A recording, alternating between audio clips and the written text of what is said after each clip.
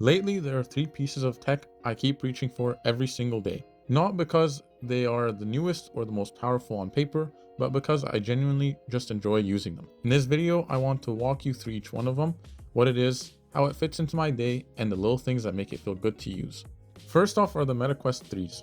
This is one of those niche pieces of tech that's way easier to appreciate once you've actually lived with it for a bit. On paper, it sounds impressive, although I was skeptical when buying it, but when you put it on, it truly shines and is more impressive than you could ever think. The first thing you notice is the display. Everything looks sharp, clean, and more colorful than the old MetaQuest 2s. And the 120Hz refresh rate makes it feel super smooth and natural. That might sound like a small detail, but it makes you feel super immersed the whole time using it.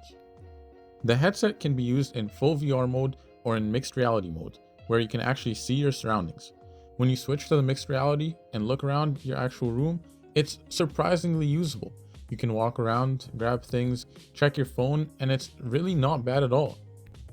Pinning virtual screens into your real space or interacting with digital objects in your space also feels way more natural than I expected, and I've actually found myself using this more often than I ever thought I would. The setup process is pretty simple. You put the headset on, draw your boundary once, it takes maybe 30 seconds, and after that, it just remembers your space.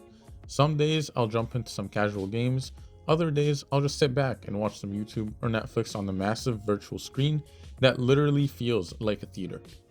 There are hundreds of solid games available, ranging from chill puzzle games to full-on shooters and adventure games. What surprised me the most is how good the multiplayer experience can really be.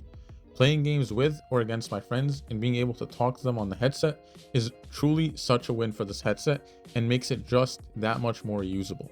And even when people are in completely different places, it still feels like you're sharing the same exact room. Now, it's definitely not perfect. The stock strap is comfortable at first, but after about 30 to 45 minutes, you start to feel some pressure on your head. Although you can always buy other head straps online, which do help with this problem.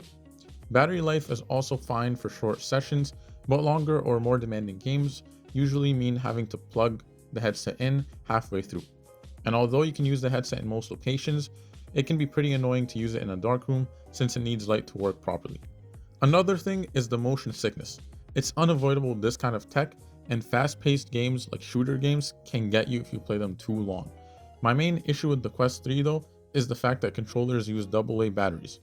Maybe some people like that, but I don't always just have batteries lying around the house to use for the Quest, and I'd rather just charge the controllers like I do with the headset. Although none of these things are deal breakers, they're just worth knowing. Next up is the Samsung Galaxy Tab S9 Plus, and this one's a little different because I've actually been using it for a long time. I picked this up right when it came out 2 years ago, and it's one of those devices that I actually do use every single day. Right away, the display is still one of my favorite things about it. The 12.4-inch AMOLED screen looks incredible. The deep blacks, the vibrant colors, and a 120Hz refresh rate that makes everything feel super smooth, whether you're watching videos, getting work done, or just playing some video games. Performance has also held up really well over the years. Apps open up quickly, multitasking is smooth, and even heavier things like split screen apps or note-taking while watching a video don't slow it down at all. The speakers are loud and clear, the screen is big enough to feel immersive, and it's just way more comfortable to hold or prop up than a laptop when you're just trying to relax. It's also been super useful for school and work. With the S Pen, taking notes feels super natural, and the fact that the battery lasts multiple days without needing a charge just makes this tablet so useful in my everyday life. That said, it's not perfect. It has its quirks. Dex, for example, is cool and useful in certain situations, but it's not really something I'd rely on as a full laptop replacement.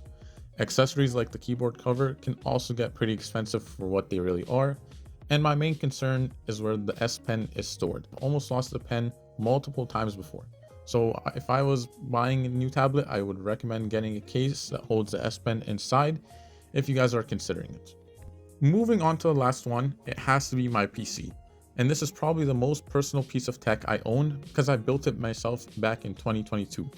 It doesn't have the newest parts anymore, but honestly, it's still an absolute powerhouse for everything I need. It has an Intel i7 13700K, an RTX 3070, 16 gigs of RAM, and 2TB SSD. On paper, it might not sound cutting edge now, but in real world use, it's still fast, reliable, and just handles whatever I throw at it without complaining. Everything feels snappy, apps load quickly, and multitasking never really slows it down. For gaming, it's been rock solid. I play the newest games out, like the new Call of Duty, and performance has never been an issue. I'm always running on high settings, I always get smooth frame rates, and no constant tweaking is needed to play the game. My favorite thing about this setup though is the productivity.